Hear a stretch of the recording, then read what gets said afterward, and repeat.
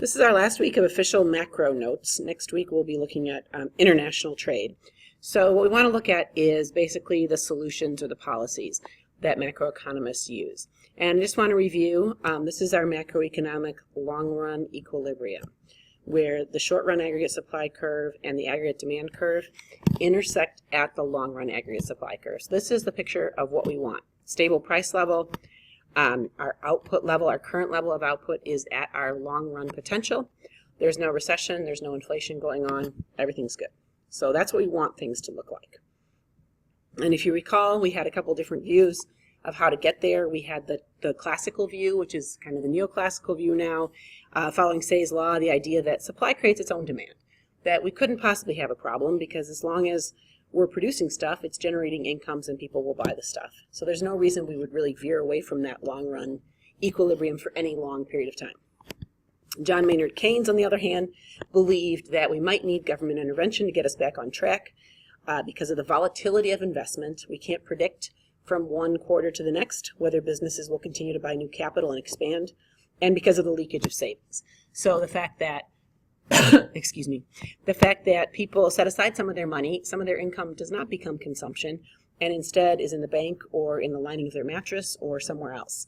Income can be earned and not spent, and that can trap us in a downward spiral. So he published the general theory in 1936, and of course, we were in a recession, in the Great Depression, and so his views became very popular because they were seen as a way out of that. So, what do we want for the economy, and what is the government's role in making sure the economy performs? This is what we want. We want this long-run equilibrium, and the question is, what do we do if something goes wrong?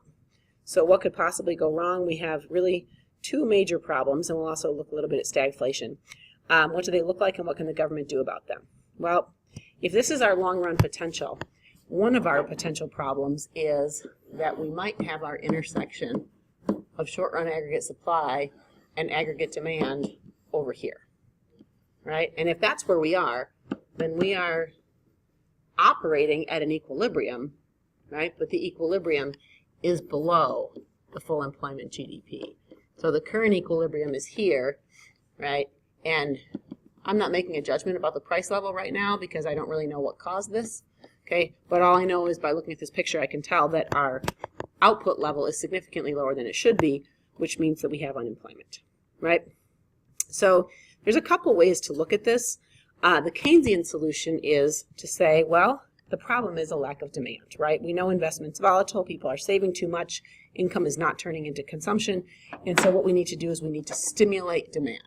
And if we can stimulate demand, okay, and shift aggregate demand this way with increased government spending or by cutting taxes, okay, we can do either one of those things, increase government spending or cut taxes, and that will cause aggregate demand to shift to the right, and that will put us back at the long-run full employment equilibrium.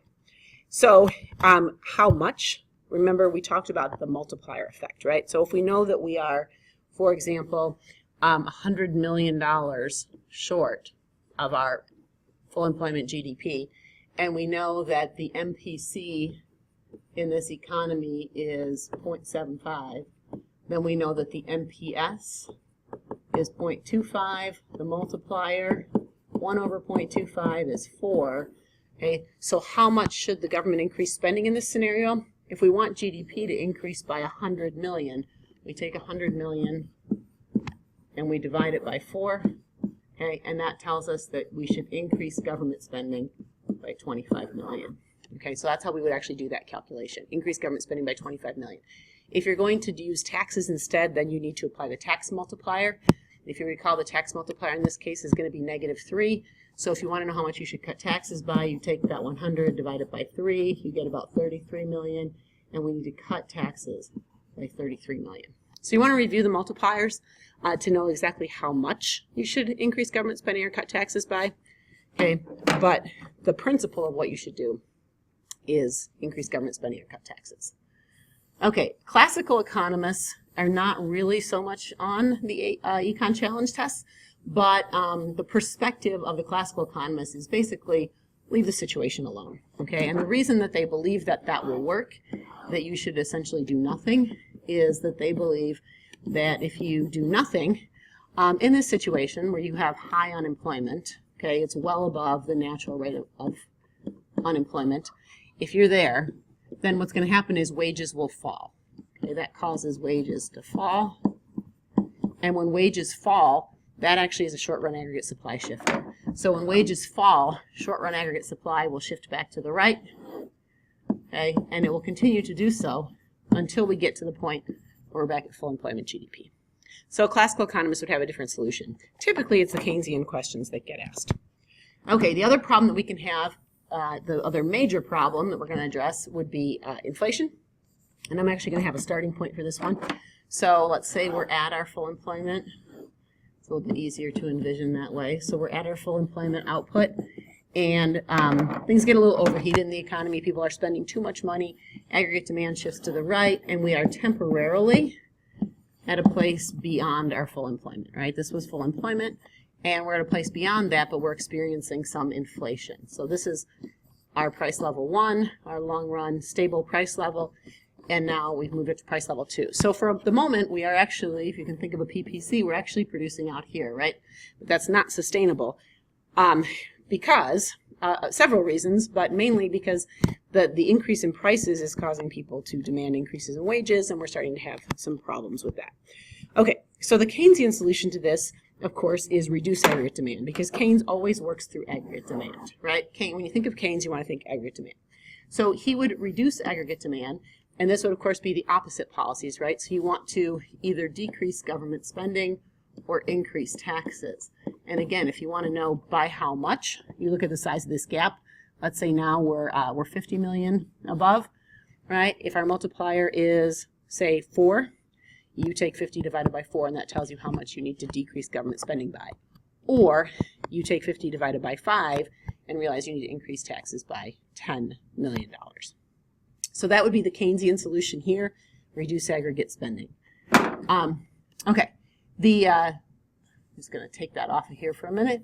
Okay, the policy that would be embraced by the neoclassical economists, again, is leave it alone. Once the workers basically start demanding higher wages, short-run aggregate supply is going to shift back, and we'll be back at full employment, and the problem will solve itself. Okay, the other problem is stagflation. And just so you're aware, when you have stagflation, that's a situation where we have both unemployment and inflation. Again, I'm going to start with the actual long-run equilibrium here. We have SRAS and AD, and this would be caused by a leftward shift in SRAS. For example, the increased oil prices in the 1970s. So SRAS shifts to the left, and we end up with unemployment and inflation, double whammy. There is no Keynesian solution to this. The classical economists would say, let those wages go up, SRAS will shift back, okay, and we'll end up back there. The Keynesians did not have a good answer for this, which is what made them relatively unpopular in the 1970s. Okay, so we went over these, right? Keynes is saying manipulate aggregate demand in both cases. Do so by manipulating government spending or by manipulating taxes. So here's a question for you. The national economy is sluggish, unemployment is high. What can Congress and the Fed do? So we've talked about the fiscal policies. We have not talked about the monetary policies. Okay?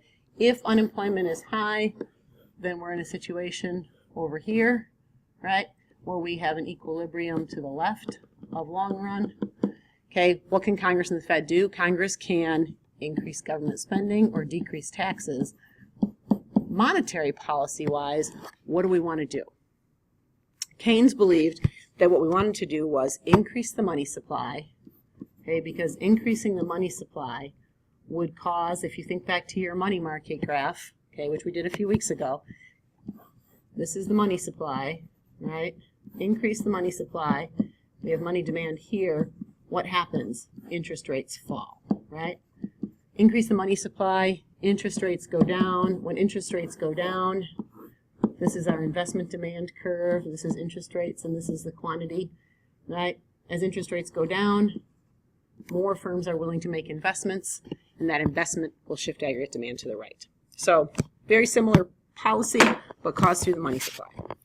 Okay, number 2, the economy is growing rapidly. Many economists believe there will be shortages of skilled labor and key industrial inputs. What can happen?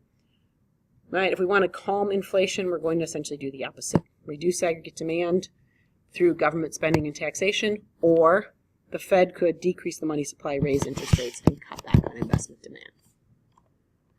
Okay, there's some automatic stabilizers. These are things that automatically increase government spending or cut taxes during a recession.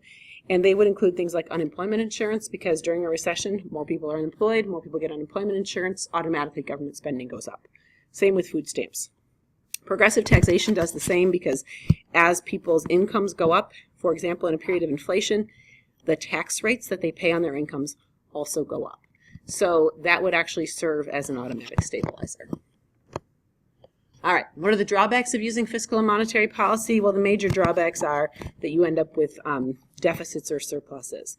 So if you end up increasing government spending without increasing taxes at the same time, which would be a Keynesian expansionary policy, okay, if we're using a Keynesian expansionary policy, that means we're increasing government spending, but we're not necessarily changing taxes, or if we are changing them, we're reducing them. Right? So we're either not changing them or we're cutting them. And the combination of that leads us to a deficit, right? And if we have deficits year after year after year, right, if we keep having deficits, they build up and they become the national debt. So that's a big problem.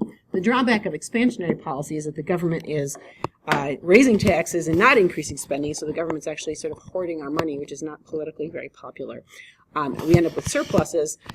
But politicians, are very reluctant to have surpluses. Minnesota's had a budget surplus, and most of the time what the politicians want to do is return it to the people, because it's politically unpopular to take people's money and not spend it for the public good. Okay, so that was a very brief look at those policies. We're just going to talk a little bit more about taxation, and that's about it for the last week. So there's two principles of taxation, the ability to pay and the benefits received principle. The ability to pay principle says that people who have more money should pay more in taxes, and that justifies a progressive tax. The benefits received principle is more like a user fee. It says the people who are getting more of the benefits should pay more of the taxes. So, for example, gas taxes. People who are using the roads pay higher gas taxes, and those gas taxes are used to pay to maintain the roads. There are three major types of taxation: proportional, progressive, and regressive. Those terms are ways to describe the tax rate in relation to income. So a proportional tax means that everybody pays the same percentage, say 10% of their income. Okay, a progressive tax, as your income increases, you pay a higher percentage. So a person with an income of $50,000 pays maybe 10%, but a person with an income of $100,000 pays 20%. Regressive is the opposite. Again, it's in relation to income. So, and there's a little bit of an explanation here with the sales tax. I'm not going to go through the whole explanation here, but the idea is that people who earn higher incomes, like Elena here, spend a portion of their income and save a portion. So the portion that they're saving of their income, they're not paying sales tax on. So she's only paying, even if the sales tax 7% is the same for everyone, she's paying the 7% on her $150,000, not on her $200,000 income. Whereas he's paying the 7% on all of his income because he's spending it all. So his effective sales tax rate is 7% of his income. Hers ends up being closer to 5% of her income. And that's why the sales tax is regressive. Okay, and this just shows you a little slide that shows you how the progressive income tax works. It just shows you what the actual rates are. That as people's incomes go up, they pay a higher marginal rate, meaning they pay it on the additional portion of their income. So you would pay 10% on the first $14,000, and then if you earned another, say, $10, you'd pay 15% on that. So that is not applied retroactively to all of your income, only on your marginal income. The Laffer curve basically just looks at the trade-off between tax rates and tax revenues, and the idea is that as your tax rate increases, your tax revenue, of course, increases. The higher the rate, the higher the revenue. But the theory is that at some point that turns around, because up here, if you had a 100% tax rate, you would generate zero tax revenue because nobody would want to work. Okay, but we don't really know exactly where that turnaround point is. And the last is just the debt. You should be familiar with the size of our debt, which is approximately $18 trillion right now. And that is it for our final week of notes.